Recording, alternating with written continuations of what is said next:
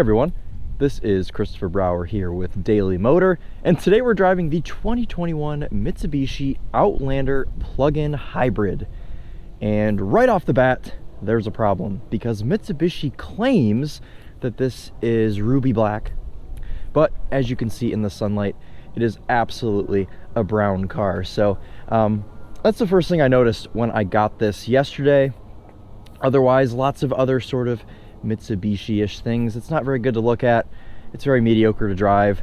But I thought that maybe since this was a plug-in hybrid, it would be somewhat futuristic and somewhat with the times. But seeing as that it's a Mitsubishi, I'm not really too sure. But we're going to find out today because we're going to take a total walk around this thing. We're going to go out for a drive around a sort of substitute test route today and see what this thing is actually like. One thing I will say is, for its class, oh, there it goes, yes. It is quite large, and you do get quite a bit of boot space back here. One thing I will compliment it on, yes, there is our charging cable, which is actually in quite a nice little case as well. Interesting sort of carpeted material back here. Power outlet, cup holders. Yeah, that's about it. Wait, hold on a second. Does this have... It doesn't. Why does it have cup holders back here if there's no third row seats? Okay, I thought I was losing my mind for a second. Anyways, ignore that part. How do you close the... Where's the button to close this thing? Oh, here it is.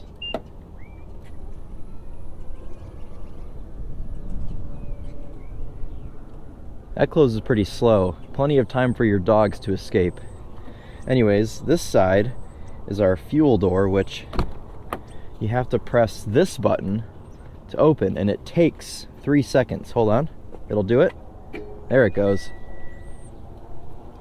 So there's that. And then this side over here is our plug-in door, which you don't need to hit a button to open, but you do have to do 2 steps because there's a little cover on here that you have to take off. There you go. See that?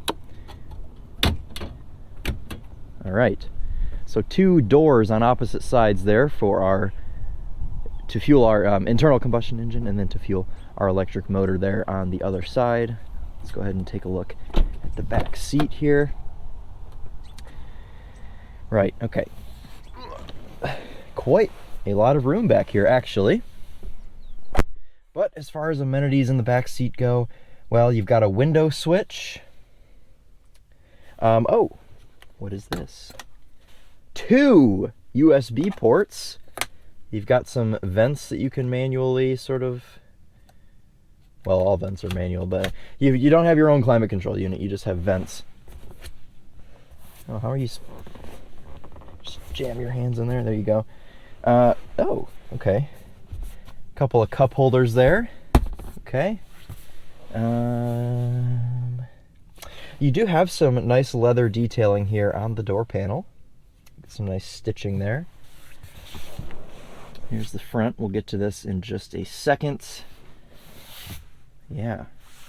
Seat back pockets. Wow, the floor mats. All right. Okay, let's move to the front. I'll fire this beast up. Give you one more look at the front end in case you didn't get to see it, which is directly into the sunlight. Okay, here we go. You can see that same sort of leather detailing on the door panels up here in the front. All right, here we go. Let's fire this thing up.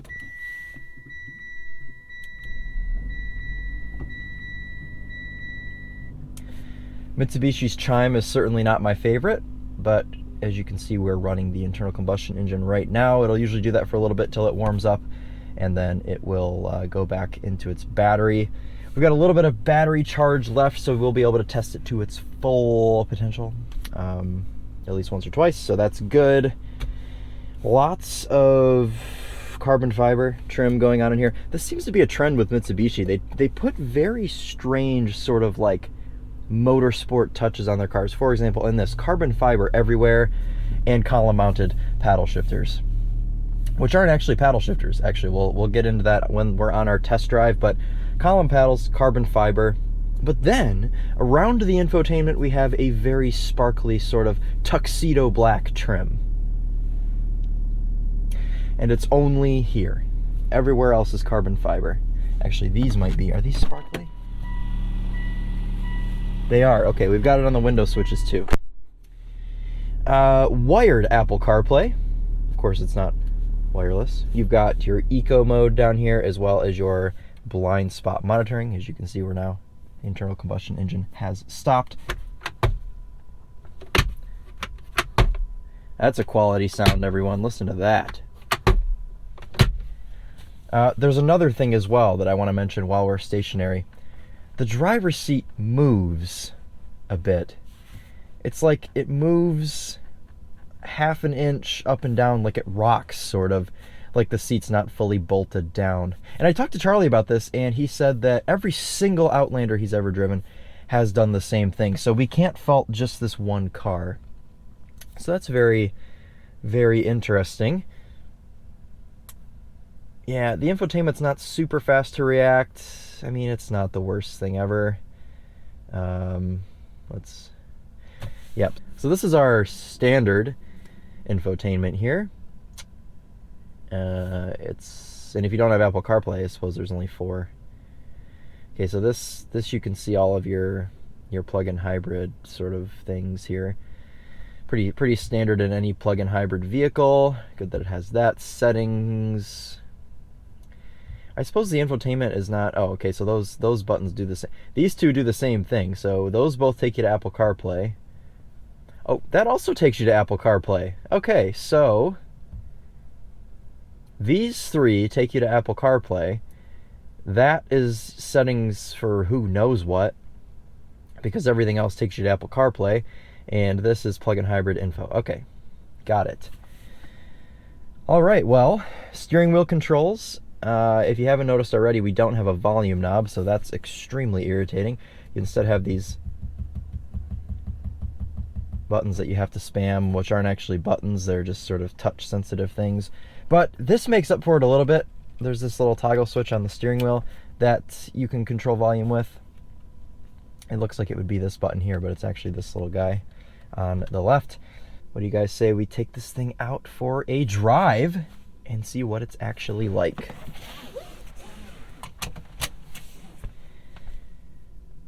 I feel like I can't get away without saying this. The shifter's kind of phallic. I mean, I don't know. Maybe I'm just overthinking it. But anyways, and to drive here, starting off in battery. Oh, and right into the internal combustion engine.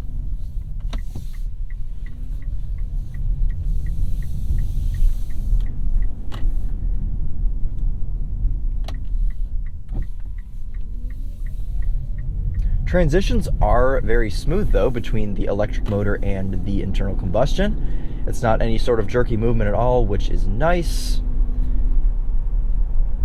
Very just smooth sort of takeoffs all together. But this Outlander plug-in hybrid is only powered by a 2.4 liter naturally aspirated 4-cylinder engine that makes 147 horsepower. But if you have both electric motors going, your power output is boosted to 221 horsepower. So quite a bit of power there in that department if you are at full capacity. But once those electric motors are no more, 147 horsepower has to haul this 4,200 pound SUV, and even 221 horsepower hauling a 4,200 pound SUV is really not super ideal. This thing is certainly not very quick. Let's go ahead and try out sport mode here, and we'll do a little bit of a takeoff, and you can see what I'm on about. Pretty good pull off the line there just from the electric motor getting to kick in. Okay, that was 55 in about 19 seconds. No, actually, probably about 8 seconds. So, I mean, it's not the slowest thing I've ever driven. It's certainly not as slow as the Prius, but definitely not even quick.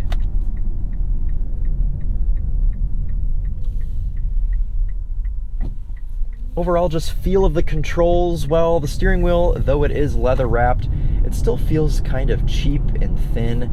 The steering wheel, the car's got 6,300 miles on it, but the steering wheel is very like shiny and worn out already.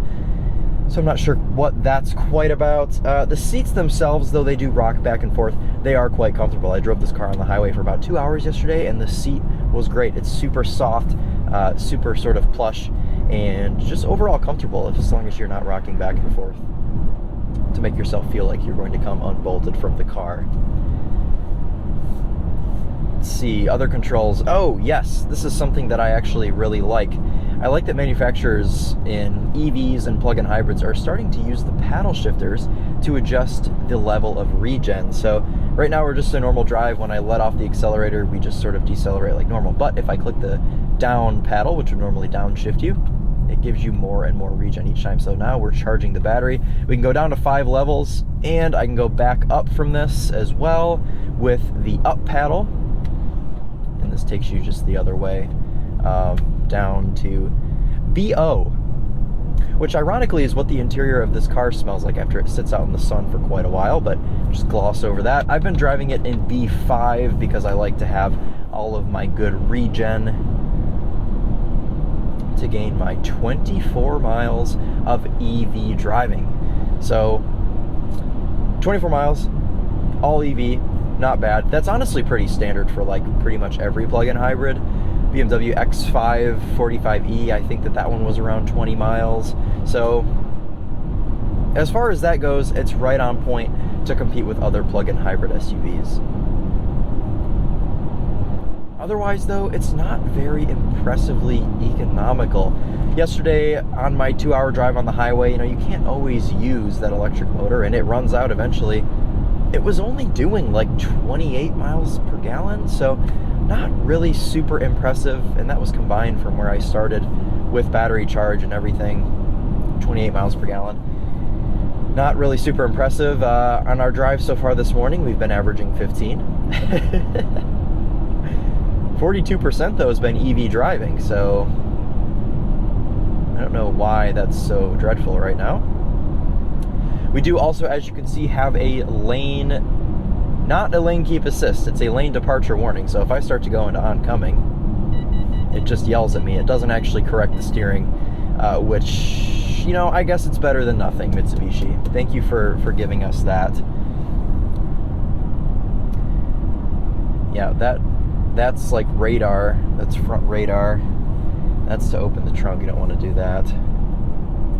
Speaking of opening the trunk though, you can program it so the rear boot, the hatch, doesn't open automatically. So if you want to just do it manually because you don't like how slowly that shuts, you're able to do that with just this button down here.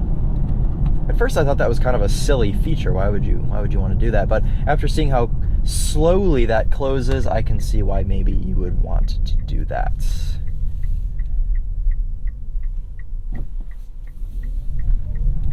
Flat out, absolute foot to the floor.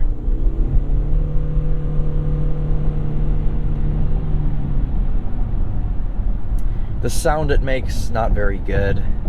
Though it is pretty quiet. I don't know how it sounds in the video, but when you're just driving this thing, it's not sort of painful to listen to, like old school cars with CVTs where they just moan and groan. This one does moan and groan, but it's not super loud to where you're like, oh God, get me out of here, I don't want to listen to it anymore. And though we don't have a volume knob, which is single-handedly the most irritating thing any manufacturer can ever do, especially on a car like this, we do have climate control knobs. So they've given us knobs for climate control, but they've said F you for your volume knob. How hard would it be to just have a little knob right here to do the volume? I don't quite understand it. They understand, oh, people want knobs for climate control, but for volume you have to spam a stupid little press button on the screen or this little switch right here, which is a little bit better, but I don't know. It's really just not great. So how about we get into price? This Mitsubishi Outlander plug-in hybrid SEL starts at $36,000. This one as spec'd is $38,000. Hey? What was in the... It just yelled at me to brake, and I'm not entirely sure why it did that. Anyways, 36,000 start, $38,000 as spec. You always have to worry when a full tank of gas is listed as an option on a Monroney, but we'll just gloss over that for now. It is no charge, but they have to tell you on the Monroney, we offer a full tank of gas with this Mitsubishi Outlander. Also, I believe floor mats and this sort of ruby black, brown, metallic paint job that's on the car. If I were to compliment this car and everything, I would just say the smoothness that the powertrain has and just the way that it's able to just be very comfortable driving down the road. I mean, I would drive this car if it was free, and I would love it because you could just sort of go anywhere, do anything with it. It's comfortable. I like the way the seat feels. I like the way that the powertrain's smooth, like I said. I like the paddles where you can sort of adjust your regen. That's all nice. Otherwise, though, the overall build quality, the interior materials, the infotainment, the lack of power, not so good. However, I was talking to the Topher yesterday about this car, and he's told me that the traction control system and like the differentials and the power management system makes this car an absolute winter drifting beast. And you know, Mitsubishi does have some sort of rallying history. We're not able to test that out because we don't have any snow. But the rear differential is like a super handling all-wheel drive, not to steal Acura's term, but it's like a torque vectoring sort of clever differential type thing that can transfer power to either rear wheel and make you a drift god in the winter. So that's pretty cool. I would like to try that out. I wish we had one of these in December because my entire opinion may have been changed on the Outlander PHEV. Unfortunately, though, I'm not really super thrilled with this car. I don't hate it, and that's something that Mitsubishi has sort of surprised me with. Before we drove the Eclipse Cross a couple months ago, I had never driven a Mitsubishi, and I was expecting it to just be absolute garbage, but they're really not so bad. I mean, they're not great, but they're really not so bad. This car could be better, and the 2022 Outlander just came out, and it's a total refresh, complete new model. All of this is gone, and we're actually testing one of those in a couple weeks, I believe. So it'll be cool to get into that and do a bit of a comparison to see how far the Outlander has come. All right, well, let's go ahead and wrap this review up. Thank you all so much for watching if you've made it this long. This is going to conclude our drive of the Outlander plug-in hybrid. Not a super impressive car, but also not a terrible car. This would be one of those cars where if one of your coworkers buys one, you don't go, oh no, what have you done? You're just like, okay, you know, it's not the worst thing ever, you know, you'll be able to live with it just fine.